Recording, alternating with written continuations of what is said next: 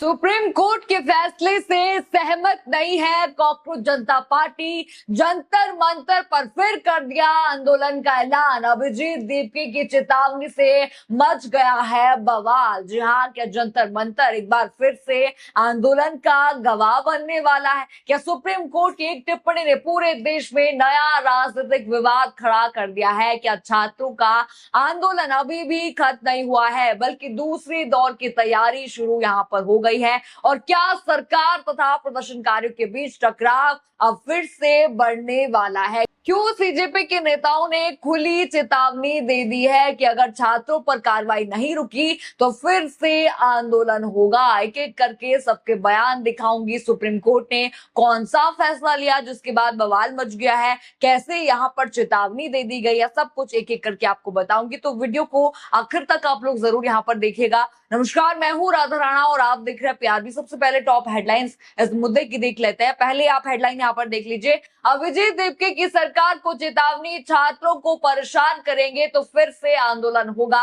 अगली आप हेडलाइन यहाँ पर देख लीजिए। सीजेपी बनाम केंद्र सरकार, एफआईआर सुप्रीम कोर्ट और नए आंदोलन की चेतावनी से बड़ा सियासी तापमान। अगली आप हेडलाइन यहाँ पर देख लीजिए। एफआईआर जांच जारी रखने के एससी के अंतरिम आदेश पर भड़की सीजेपी, सरकार ने केस वापस नहीं लिए तो फिर शुरू होगा देशव्यापी आंदोलन। आपने हेडलाइन देख ली है, पता आपको थोड़ा बहुत मामला चल ही गया है, लेकिन आखिर सुप्रीम कोर्ट ने ऐसा क्या कहा जिसके बाद एक बार फिर से जो है आंदोलन की चर्चा शुरू हो गई है? चलिए बता दूं क्या यहाँ पर सुप्रीम कोर्ट ने कहा है। जरा स्क्रीन पर देखिए। सुप्रीम कोर्ट के 4 अंतरिम आदेश आए हैं, जिसमें पहला यहाँ पर कहा गया कि 18 साल से कम उम्र के जिन प्रदर्शनकारियों को जो है कोई आपराधिक रिकॉर्ड नहीं है, उन्हें तुरंत रिहा किया जाए। ये यहाँ पर सुप्रीम कोर्ट ने अच्छी बात कही है, ये अच्छी बात यहाँ पर हुई है। अब देखिए, दूसरा उन्होंने कहा कि पुलिस कार्रवाई की स्वतंत्र और निष्पक्ष जांच होगी, जरूरत से ज्यादा बल प्रयोग करने वालों की जवाबदेही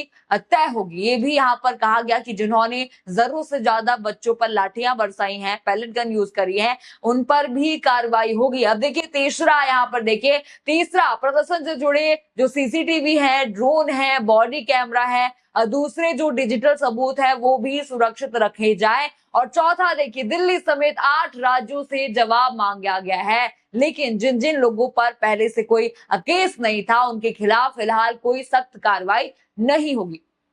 ये यहाँ पर जो है साफ साफ कहा गया। लेकिन ये कहना कि पूरी माफी नहीं दी जा सकती, इसे एक लाइन पर जो है पेच यहाँ पर फंस गया है। सुप्रीम कोर्ट ने ये लाइन यहाँ पर कह दी। अब देखिए, दरअसल कॉकरोच जनता पार्टी की तरफ से ये कहा जा रहा है कि अगर आप पूरी तरह से प्रदर्शनकारियों के केस को वापस नहीं लेंगे और आप अगर उसमें अगर मगर किंतु परंतु करके अगर उसमें आप जो है काम करेंगे तो फिर जो है पुलिस इस लाइन का इस्तेमाल करके और जो है असली प्रदर्शनकारियों को उठाने में लग जाएगी। आपने ये कह दिया है कि जो है बच्चों पर कार्रवाई जो है, जो बच्चे थे जिन्होंने ये करा है उन पर कार्रवाई होगी। तो पुलिस ये करके जो है सही जो बच्चे हैं जो शांतिपूर्ण प्रदर्शन कर रहे थे उनको भी तो उठा सकती है। और ये भी मामले आए हैं, वो भी आपको दिखाऊंगी। वो मामले आए हैं, अब पुलिस ने उठाया है, वो दिखाऊंगी आपको। देखिए, यानी कि ये कहा जा रहा है कि भाई जिन लोगों का आपराधिक रिकॉर्ड है उनके ऊपर कार्रवाई हो, ये सरकार की तरफ से कहना है। अब प्रदर्शनकारियों की तरफ से जो स्टूडेंट है उनकी तरफ से, जो सीजेपी है उनकी तरफ से ये कहना है कि आप जो है अगर आप ऐसा करते हैं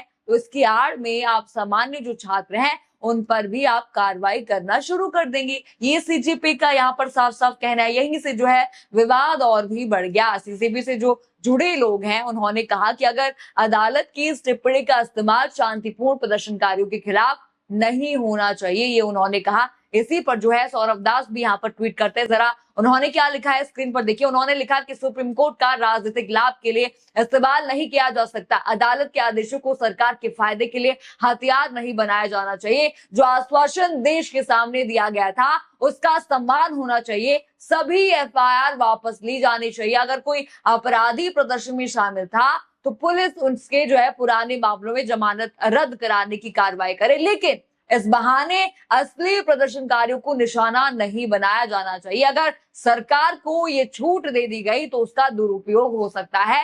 हम हर उस प्रदर्शनकारी के साथ खड़े हैं जिसने अपनी भविष्य के लिए आवाज उठाई है। देखिए, इन्होंने भी वही कहा कि सौरभ दास यहाँ पर कह रहे हैं, उन्होंने आरोप लगाया कि कानून की आड़ में जो वास्तविक प्रदर्शनकारी है उनके खिलाफ कार्रवाई नहीं होनी चाहिए।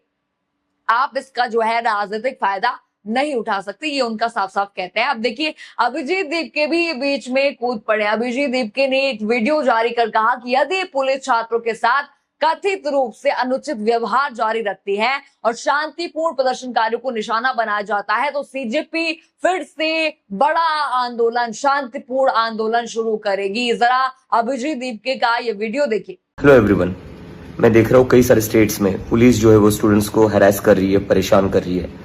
गवर्नमेंट स्टूडेंट्स को डराना धमकाना बंद कर दे। अगर वो इसी तरह पुलिस के द्वारा स्टूडेंट्स को डराएगी, धमकाएगी, डिटेन की धमकियां देगी, अरेस्ट की धमकियां देगी तो कॉकरोच जनता पार्टी फिर से बहुत बड़ा प्रोटेस्ट करेगी। We will protest again if you keep harassing the students. Stop harassing the students.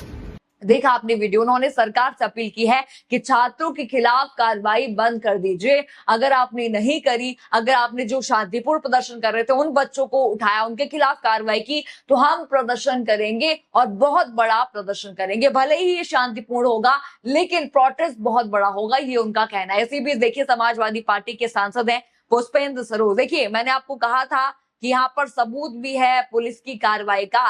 देखिए, इन्होंने एक पोस्ट साझा किया है, तस्वीर भी इन्होंने लगाई है। जरा उन्होंने क्या लिखा है वो देखिए। उन्होंने लिखा कि प्रयागराज पुलिस का ये रवैया बेहद ही चिंताजनक, तानाशाहीपूर्ण और अन्यायपूर्ण है। जो है हंडिया तहसील के सराय हुसे निवासी 21 वर्षीय सैफ अली को जो है पुलिस ने जबरन उठाकर ली गई है। उसका कसूर सिर्फ इतना था कि वो प्रयागराज में आयोजित सीजेपी मार्च प्रदर्शन के दौरान तस्वीरें और वीडियो बना रहा था। सैफ अली द्वारा सरेंडर किए जाने के बाद भी कई घंटे बीत चुके हैं लेकिन पुलिस परिजनों को ये तक नहीं बता रही है कि उसे कहाँ रखा गया, बच्चे को कहाँ रखा गया है। उसके माता पिता दर दर भटकने को मजबूर हैं, बेहद ही चिंतित हैं। किसी भी नागरिक को इस तरह बिना किसी सूचना और कानूनी प्रक्रिया के हिरासत में रखना जो है उल्लंघन है, कानूनी प्रक्रिया का उल्लंघन है, ये उनका कहना है। उन्होंने प्रयागराज जो पुलिस है, यूपी जो पुलिस है, उनको यहाँ पर टैग करा है। डीएम जो है प्रयागराज के, उनको भी यहाँ पर टैग किया है। उन्होंने कहा कि तत्काल इस मामले का संज्ञान ले और सैफ अली की वर्तमान स्थिति व लोकेशन सार्वजनिक करे और उन्हें परिजनों से संपर्क कराए।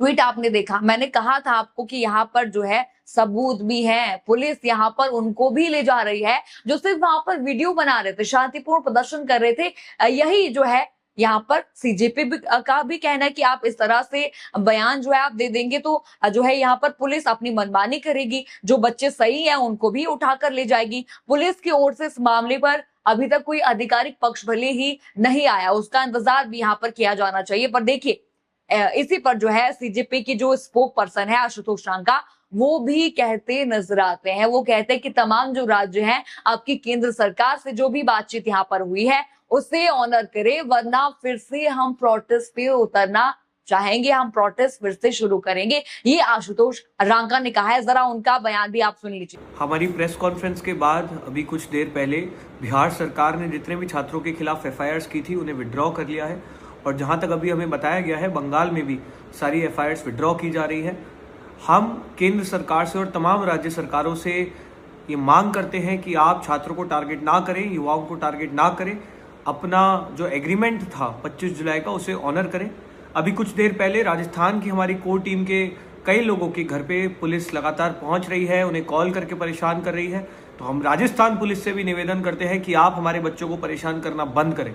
तमाम जो राज्य हैं, आपकी केंद्र सरकार से जो भी बातचीत हुई है उसे ऑनर करें, वरना फिर से हमें प्रोटेस्ट पे उतरना होगा।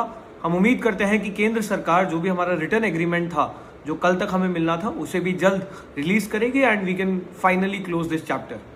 देखा आपने वीडियो, यहाँ पर साफ कहा जा रहा है कि आप निर्दोष लोगों को, निर्दोष बच्चों को आप नहीं उठा सकते, नहीं कार्रवाई कर सकते। अगर आपने ऐसा करा तो हम फिर से प्रोटेस्ट जारी करेंगे, फिर से प्रोटेस्ट शुरू करेंगे। ये सभी मेंबर्स का यहाँ पर कहना है। अब देखिए, सबसे बड़ा सवाल, क्या सचमुच फिर से जंतर मंतर पर आंदोलन होगा? क्या सरकार और प्रदर्शनकारियों के बीच बातचीत से समाधान निकलेगा या आने वाले दिनों में ये विवाद और भी बढ़ेगा? इन सवालों के जवाब आने वाले दिनों में जरूर यहाँ पर जो है मिल जाएंगे। फिलहाल इतना यहाँ पर तय है कि सुप्रीम कोर्ट की टिप्पणी के बाद इस पूरे मुद्दे पर नई बहस शुरू हो गई है। देखिए, आपका क्या कहना है सुप्रीम कोर्ट के बयान पर? आप बताइएगा क्या यहाँ पर कहना है। जो यूपी पुलिस ने जो कारनामा यहाँ पर किया है, जो है समाजवादी पार्टी के नेता डालते हैं, वो भी मैंने आपको दिखाया था, उनका बयान दिखाया था। उस पर आपका क्या कहना है, किस तरह से सीजेपी अब प्रोटेस्ट का ऐलान कर रही है, सब चीजों पर आप अपनी राय जरूर बताइएगा। खबर आपको पसंद आई हो तो वीडियो को लाइक करें, शेयर करें और चैनल को सब्सक्राइब करना बिल्कुल मत भूलिएगा और बने रहिए पीआरबी के साथ। धन्यवाद।